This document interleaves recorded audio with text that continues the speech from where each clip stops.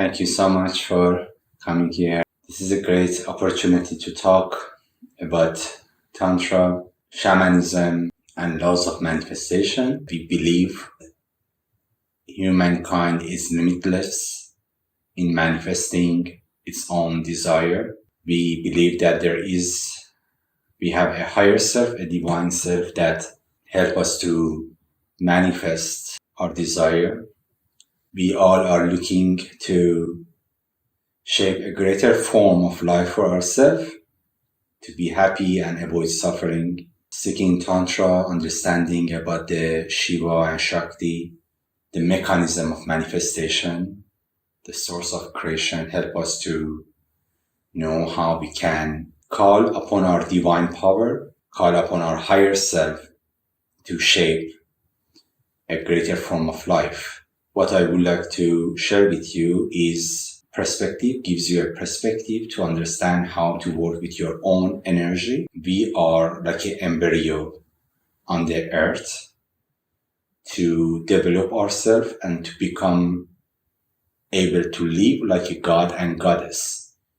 Actually, there are two wombs for us. The first womb was the womb of our mother, where we develop our physical body. And then we came to the second womb, that is Earth. And now in the womb of Earth, in the womb of 4D reality, 4-dimensional reality, we are practicing to learn how to work with our emotion, thoughts, feeling, energy. We are again in the process for the last level of development, self-developments, that allow us to eventually become the creators, become able to have a godlike, goddess-like life. When we reach to that level, we reach to our ultimate state of born. This embryo still is not truly born. It came out from the womb of mother, and now is the next state of its developments. It's the next state of our developments to understand how our feeling, our thoughts, our energy affects the matrix. When we learn this enough, then we can have dominion on the manifestation. Since I was 16 years old, my first spiritual ideology or philosophical ideology was this, that we must be limitless. When I was living in the mountain alone and reading spiritual books, this idea became very strong in me that we cannot be limited. There must be a way to overcome all the form of limitation. No poorness, no suffering, no loneliness, no aging, no disease. We are able to live limitless. We must be something like God and Goddess. In the last 27 years, I went through a journey to understand how we can achieve to this limitlessness. This understanding is a gift to be shared with those who are ready to live beyond the level of humankind, to be transhuman. Today, I would like to talk about this power, about how we are limitless and how we can tap into our godless, godlike power. To explain better my understanding, to explain better my doctrine, I use this story. Some of you hear this story before. The story says that there was a king. He was interested to know people are more smart and artistic or Greece people. So he invited a group of the best artists and wise people from China, and also invite a best group of artists and wise people from Greece. He bring this group together in the same place, where there was two huge walls in front of each other. He said to the Chinese people, that you have 2 weeks time to paint or make whatever that you want on this wall, and say to the Greece people, he said that I will put one curtain between these two walls, and after 2 weeks, remove the curtain, and I want to judge to see the people are better creators. After 2 weeks, when he came, he removed the curtain, and he saw that in the wall of Chinese people, there is a beautiful painting with lots of color. In front, in the wall, only a mirror. In that mirror, they reflect whatever that was on the wall of Chinese people, plus the people who were between these two walls. The Greece people says that we thought that there is no need for us to shape anything, just shape a mirror to reflect what is on the wall. This story, which is very important in defining my ideology, that the wall is the Shakti. The Shakti has all the form of color, from extreme ugliness to extreme beauty, all the form of life from extreme bad to extreme good, manifested on the wall of Shakti. And in front of this wall is a mirror that is our consciousness, and this consciousness is able to reflect what is in the domain or spectrum of Shakti. As we expand our consciousness, we will be a bigger mirror, a greater mirror to reflect the forms of life that exist on the wall of. The problem is that as long as we judge good and bad, we limit our consciousness, and that's why we will not be able to reflect the totality of creation, the forms and colors of Shakti.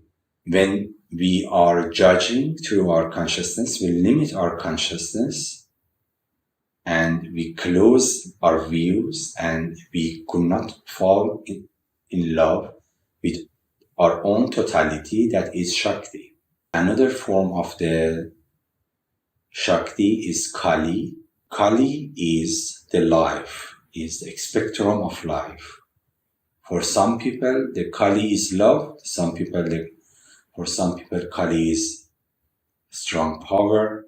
For some people, Kali is ugly. For some people, Kali is a strong, destroying power. For some people, Kali is a protection. According to our own state of consciousness and belief system, we see some areas of this wall. This wall is from extreme ugly to extreme good. When you have a judgmental consciousness, you choose just one area of this spectrum to watch. You will see the beauty. If you believe in beauty, you will see the beauty. If you believe in ugliness, you will see the ugliness. If you believe in danger, you will see the danger. All the forms and possibility of life exist in this wall, and you, according to your consciousness, choose to where to look. As long as we judge, we divide ourselves from our own totality. The Shakti is a part of our existence, and we will be not able to embrace our own totality. That's why in my teaching, overcoming judgmentality is at the first step. I work with many people in different levels and different times. Sometimes my students project their own belief system about masculinity on me, and they say that you are a devil, you are a bad man. And I say to them, no, this is a part of our practice. I triggers your judgmental system, and then I invite you to don't look at me and learn to look at through me. And also when my student says, oh, you are a great man, you are a spiritual man, I say, no, please don't judge me. Even don't look at my goodness. Look only through me to see my own totality, because I am the spectrum of extreme bad to extreme good, you extract from according to your own level of consciousness or mindset. That's why I said many times to my students who were looking to manifest their love relationship, I say that there is no a great man, a great lover in the world. Every man is a spectrum of extreme good to extreme bad, and you extract from them what you believe about man. If you say that men are untrustworthy, I will tell you, you're absolutely right. In this spectrum, you extract those men that are untrustworthy, you manifest, you watch that areas that exist untrustworthy man, and you will go to deal with them. And at the same time, if you say that men are trustworthy, I will tell you, you're absolutely right. We'll start to look at the different areas of this spectrum where trustworthy men exist, and from there you will start to deal with them, to face them. That's why many of the great gurus, spiritual ideologies, says that you become as you think or as you believe it is done to you. When you believe some things, you tune your consciousness with some areas of the Shakti or Kali, and you just see that areas. However, I don't want even to tell you that tune your consciousness to see only the good side of this spectrum of Shakti. Because even judging good is a form of limitation. Judging goodness or beauty is a form of limitation in consciousness. And it divides us from our own source. That's why I say, I am Kali, you are Kali. The Kali exists in everybody. And the Kali is what manifested or externalized as your matrix, your external reality. You can embrace your Kali and live with the power of your Kali when you overcome the tree of knowledge of good and evil. The knowledge that allows you to analyze good and bad. When you drop consuming from this tree, you will come back to your heavenly state of beingness. You know, in the old story, they say that when Adam and Eve, they eat from the tree of knowledge, they get rejected from heaven, they came to the earth. That's a very interesting story. This means that if we overcome the judging good and evil, again we will come back to our heavenly state of beingness, which is within us, as the Jesus Christ says. The kingdom of heaven is within you. This is the first step of living goddess-like, godlike, embracing and accepting our own totality. When you overcome judgmentality, you will see the glorification of Kali in everything, in the most beautiful things or the most ugly things, in the most devilish things or the most divine things. You just see the glorification, the presence of Kali or Shakti.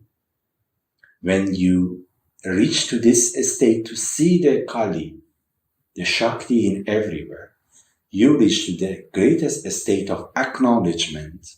The greatest power that we have is the power of acknowledgement. You need just to acknowledge the presence of the Shakti. Then whatever that is there will be added to your life. Again, as the Jesus Christ says, you just need to seek the kingdom of heaven that is within you, and then whatever that is there will be added to you. And also the Jesus Christ says only children can enter this kingdom. This means those people who overcome judging good and bad. We need to again become childlike, overcome the tree of knowledge of good and evil, embrace our own totality, seeing our totality without judging the totality, allow us to be reached to the ultimate level of acknowledgement.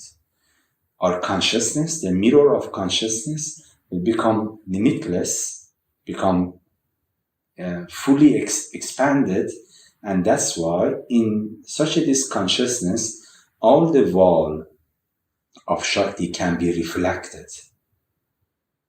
When this reflection happens, you and Shakti are one. Shiva and Shakti are one.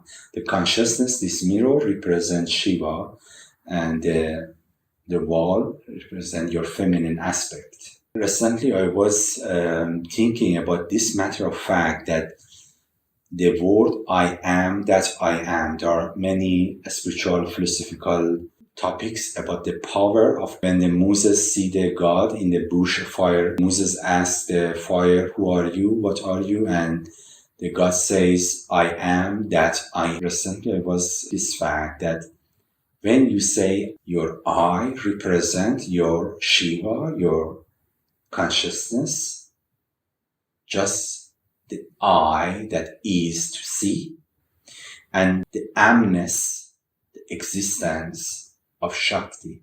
This word I am is very powerful.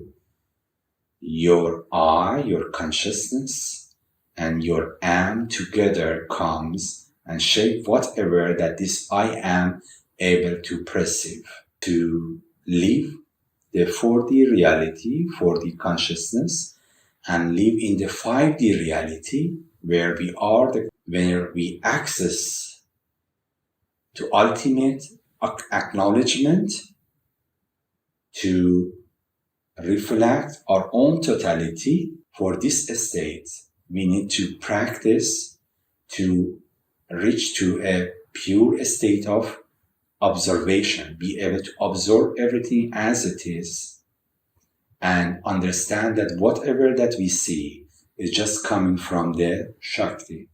Those people who see of Shakti, when they see that all the things that can be added to their life already exist, then they will not say, I want to become this, or they will not say, I am this or that. They will say, I have everything. They will be able to see that they have everything because the feminine part of them, the Shakti, has everything. But this I need to expand itself and see its own totality.